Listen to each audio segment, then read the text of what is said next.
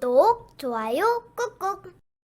안녕하세요. 경자입니다. 오랜만에 일반 공모주를 미리 파악해보는 워밍업 영상 준비했는데요. 바로 툴젠이라는 기업입니다. 코넥스 종목에다가 바이오 종목이기 때문에 별 볼 일 없겠다고 단순하게 판단할 종목은 아니라고 생각되는데요. 그래서 오랜만에 하는 종목 분석인 만큼 조금 더 꼼꼼하게 준비했습니다. 그럼 저와 같이 하나씩 볼까요? 툴젠은 유전자 가해 기술을 보유한 기업인데요.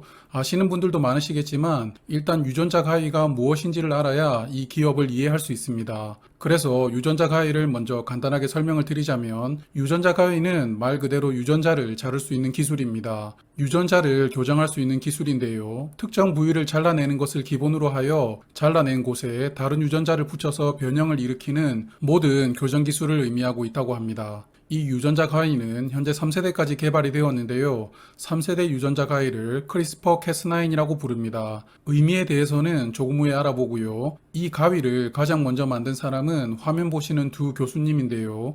이분들은 이 3세대 유전자 가위를 만든 공로로 작년에 노벨상을 수상하게 됩니다.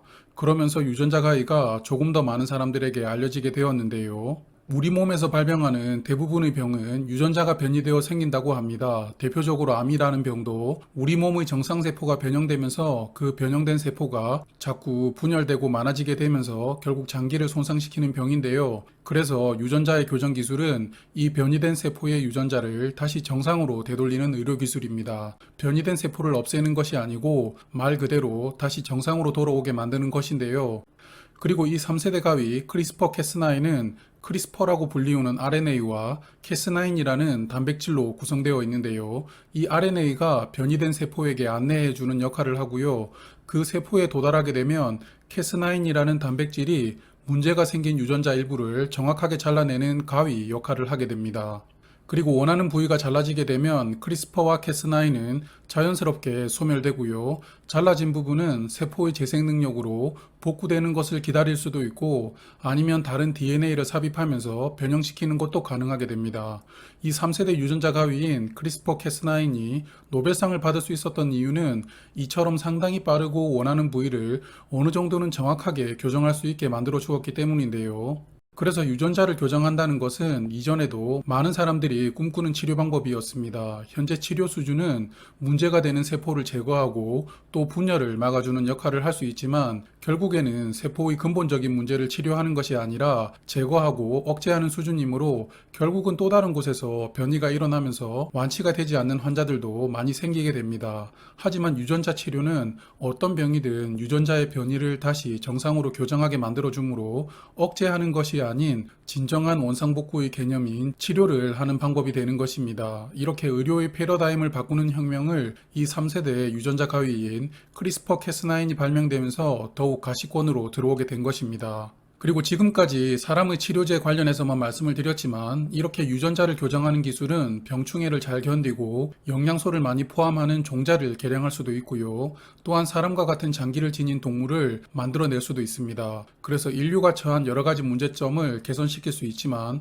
반면에 생명윤리를 파괴할 수 있다는 양날의 검으로 인식되고 있는데요. 여하튼 윤리적인 부분을 떠나서 이 크리스퍼 캐스9이라는 유전자 가위는 앞서 말씀을 드린 것처럼 의료의 패러다임까지 변화시킬 수 있는 기초 기술이다 보니 많은 제약사들의 연구에서 이 기술을 사용하지 않을 수 없게 되었는데요. 그리고 이렇게 대박이 예상되는 기술에는 여러 이권들이 개입하게 됩니다. 이 유전자 가위의 원천 특허, 즉 누구에게 특허권을 줄 것인가를 놓고 현재 소송이 진행되고 있는데요.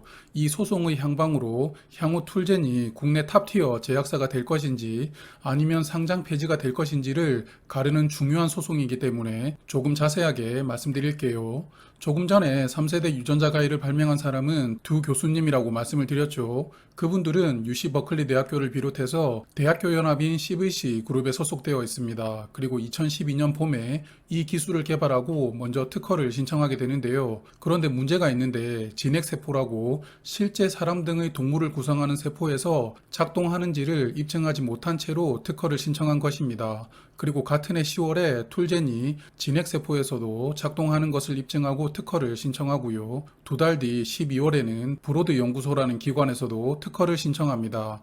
그리고 이 브로드 연구소가 패스트 트랙 제도를 활용해서 가장 먼저 미국에서 크리스퍼 캐스9의 원천 특허를 등록하게 되는데요. 그러자 가장 먼저 개발했던 CVC 그룹이 소송을 제기하게 됩니다. 또한 툴젠도 소송을 제기하게 되는 것인데요. 툴젠 입장에서는 진핵세포에서 작동하는 것을 브로드 연구소보다 두 달 빨리 입증하여 특허를 신청했으므로 원천 특허는 우리 것이라고 CVC 그룹과 브로드 연구소를 대상으로 소송을 진행하게 된 것입니다. 이렇게 세 개 기관에서 자기들이 가장 먼저다라고 주장을 하고 있는데 일단은 툴젠 쪽 입장을 들어주게 된 것인데요. 툴젠을 시니어 파티 그리고 나머지 두 개 기관을 주니어 파티로 선정합니다. 그리고 주니어 파티는 시니어 파티보다 우리가 먼저 개발했다라는 것을 입증해야만 승소를 하게 되는 구조인데요. 그러므로 소송이 아직 진행 중이지만 툴젠 쪽이 가장 유리한 입장이라고 합니다. 이렇게 주니어 파티가 먼저 개발했다는 것을 입증할 확률이 25%밖에 되질 않는다고 하는데요. 다시 말하면 75%는 시니어 파티로 선정된 기관에게 원천 특허 권리가 주어진다고 합니다. 그래서 이렇게 세 개 기관이 첨예하게 소송으로 대립하고 있지만 보통 이런 특허 소송은 서로의 포지션을 확인하고 라이센스 지분을 나누어 가져가는 형태로 합의하면서 소송을 마무리하는 경우가 대부분이라고 하는데요. 그래서 툴젠도 결국은 이 소송의 합의가 될 것으로 기대를 하고 있습니다. 그 합의 시점을 2023년으로 예상하고 있는데요.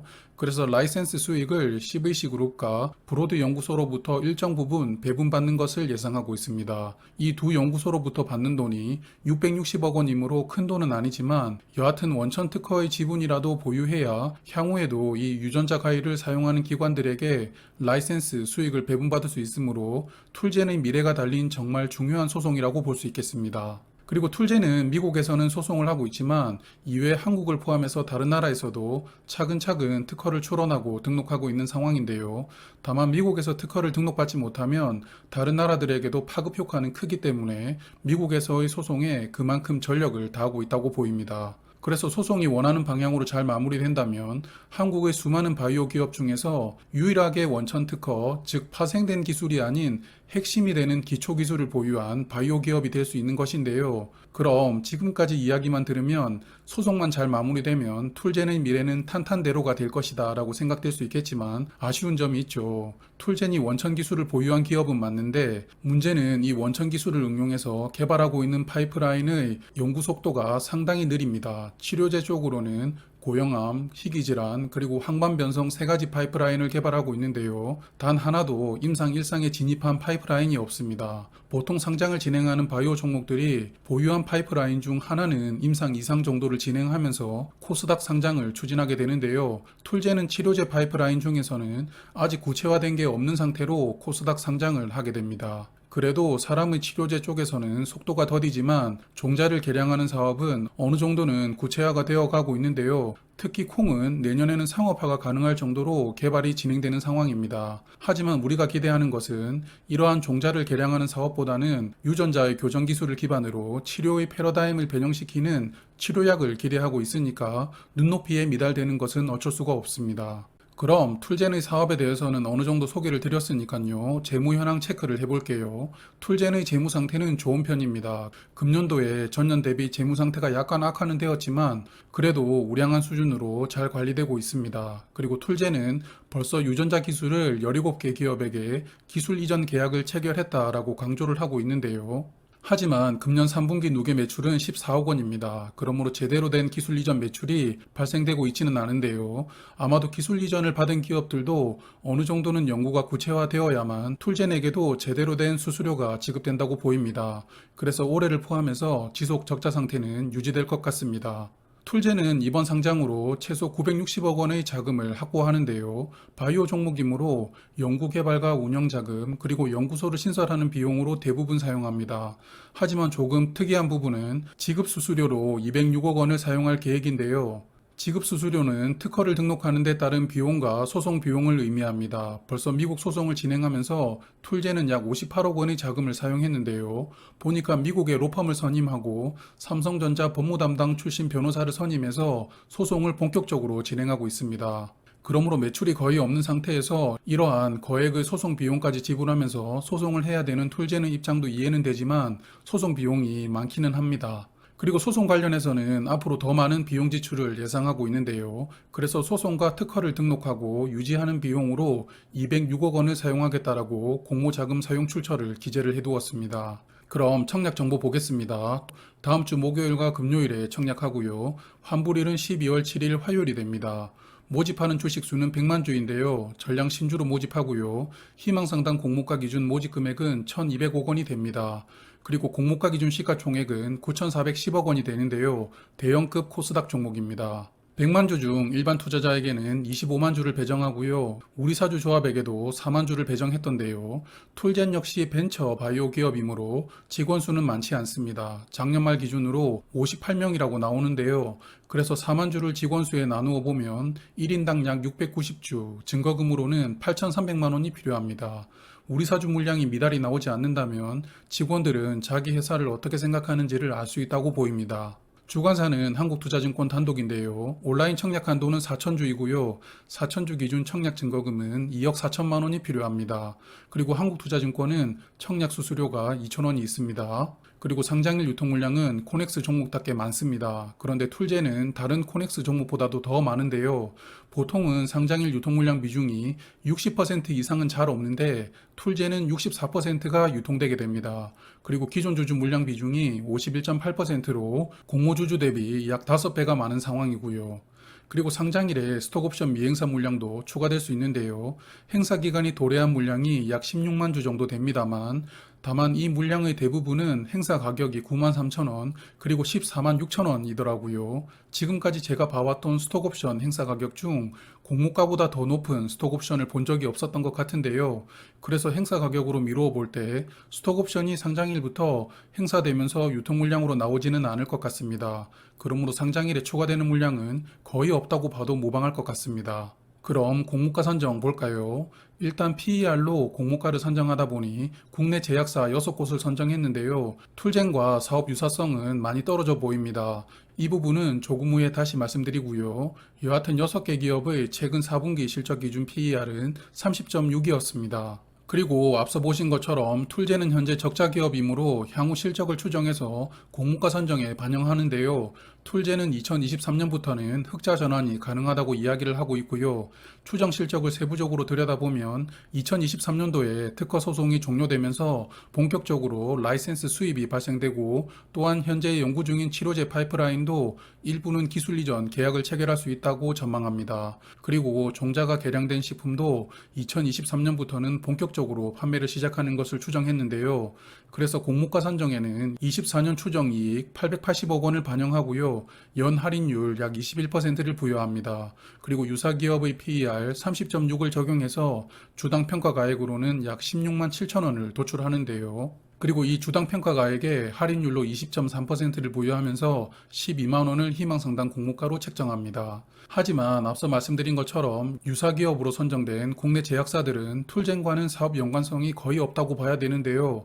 현재 전 세계적으로 툴젠처럼 유전자 교정 기술을 기반으로 사업을 전개하는 회사는 미국 나스닥에 상장되어 있는 인텔리아, 크리스퍼, 그리고 에디타스라고 이야기합니다. 이 세 개 회사도 현재는 모두 적자 상태이기 때문에 유사 기업에서 제외하였는데요. 그래서 이 세 개 기업의 시가총액이 어느 정도 수준인지 살펴보았습니다. 먼저 인텔리아는 11월 19일 기준 시가총액이 9.64 빌리언 달러였는데요. 환율 1180원으로 계산해보면 시가총액은 약 11.4조 원이 됩니다. 그리고 크리스퍼는 시가총액이 약 7.4조 원이고요. 에디타스의 시가총액은 약 2.8조 원이었습니다. 이 세 개 회사들은 CVC 그룹과 브로드 연구소로부터 유전자 기술을 받고 현재 치료제를 개발하고 있는데요. 원천 기술을 보유한 기업은 아니지만 그래도 툴젠보다 연구 진행 속도는 빠른 것 같았습니다. 이에 반해 툴젠은 현재 코넥스에서 시가총액이 약 1조 원 정도 되는데요. 코스닥에 상장하더라도 공모가 기준 시가총액도 약 1조 원 수준입니다. 그러므로 이들 미국에 상장되어 있는 기업들보다는 현재 시가총액은 낮은 수준인데요. 결국은 소송의 향방이 어느 정도 결정되어야만 툴젠의 주가도 본격적으로 움직이지 않을까 생각됩니다. 그리고 툴제는 이번이 네 번째 코스닥 상장 도전인데요. 보니까 2015년부터 코스닥 이전 상장을 추진했지만 화면에 보시는 이후로 계속 무산되었더라고요. 그래서 주가를 보면 2018년도에 코스닥에 이전 상장할 수 있다라는 기대감이 주가에 제대로 반영되었던 것 같던데요. 주가는 17만 원까지 올라갔다가 상장이 무산되는 바람에 약 3만 원까지 추락하고 다시 반등을 보여주면서 현재 주가는 14만 원대에서 거래가 되고 있습니다. 희망상당 공모가보다 2만 원 정도 높은 가격대인데요. 하지만 이 종목은 주관사 한국투자증권이 청약 성공을 위해서 자발적으로 환매 청구권을 부여했습니다. 상장 후 3개월 동안 공모가 90% 금액으로 환매를 청구할 권리를 부여했기 때문에 청약도 성공시키고 주가도 방어하겠다라는 책임감을 보여준 것이라고 생각되는데요. 하지만 한국투자증권도 이번 상장을 잘 마무리하면 최대 86억 원의 보수를 확보한다고 합니다. 툴젠도 앞서 3번이나 코스닥 이전 상장이 무산되었기 때문에 한국투자증권에게 화끈한 당근을 제시하였다고 생각되는데요. 그래서 한국투자증권은 자발적인 환매 청구권까지 보유하면서 이번 청약을 꼭 성공하려고 팔을 걷어붙인 것으로 보입니다. 수요 예측에서 기관 투자자들이 얼마나 화답할지 지켜봐야겠습니다. 그리고 잘 아시는 것처럼 코스닥에 상장되어 있는 제약주들은 여전히 주가는 어려운 상황인데요. 코스닥에 상장되어 있는 제약사들은 대부분 제대로 된 이익이 나오지 않고 아직도 연구 중인 기업들이 대부분입니다. 점점 시장에서 이런 기업들의 신뢰도가 조금씩 하락하는 추세가 아닌가 생각하고 있는데요. 툴젠도 이런 기업 중 하나로 평가받을지는 지켜봐야겠습니다. 그래서 이 종목의 장단점을 저 나름대로 생각을 해보았는데요. 장점은 원천 특허를 보유한 국내 유일한 기업입니다. 그 어떤 기업도 원천 특허를 보유했던 기업은 없었으므로 소송만 잘 마무리된다라면 현재 시가총액은 아주 낮은 금액이겠죠. 그리고 현재 시니어 파티라는 우월적 지위를 가지고 소송을 하고 있으므로 소송은 잘 마무리될 확률이 높다고 생각을 합니다. 또한 이 기술은 향후 의료의 패러다임까지 바꿀 수 있는 근간이 되는 유전자 교정 기술이므로 파급력은 더욱 크다고 생각하고요. 그리고 환매 청구권이 부여된 점도 장점이겠죠. 하지만 단점은 결국 소송이 원하는 대로 잘 되지 않는다면 회사의 존립 자체가 흔들릴 수 있게 되는 것인데요. 그리고 원천 기술을 기반으로 치료제를 만드는 파이프라인의 연구 진행 속도도 너무 느립니다. 회사가 생각하는 것처럼 2024년도에는 가시적인 성과가 나와야 될 것 같고요. 그리고 상장일 유통 물량도 단점입니다. 이 종목을 개인적으로 보유하시는 소액 주주들은 그래도 회사의 믿음이 탄탄해 보였지만 재무적 투자자들은 이번 상장을 계기로 어느 정도는 엑시트 한다고 생각하는데요. 그 물량을 상장일에 잘 받아주려면 결국은 수요 예측 결과가 잘 나와서 청약 흥행해야 되겠죠. 여하튼 코넥스에서 이전 상장하는 종목에다가 최근 바이오 종목들의 부진을 극복하려면 결국은 수요 예측 결과가 핵심이라고 생각됩니다. 오늘은 평소보다 내용이 많았죠. 툴제는 그만큼 공부해 볼 것도 많았고 알려드리고 싶은 것도 많았던 종목이었습니다. 끝까지 시청해주신 분들께 감사드리고요. 수요 예측 결과가 공시가 되면 다시 한번 툴젠 관련해서 말씀드리도록 하겠습니다. 늘 고맙습니다. 이제 겨울입니다. 따뜻하고 건강한 하루 되세요.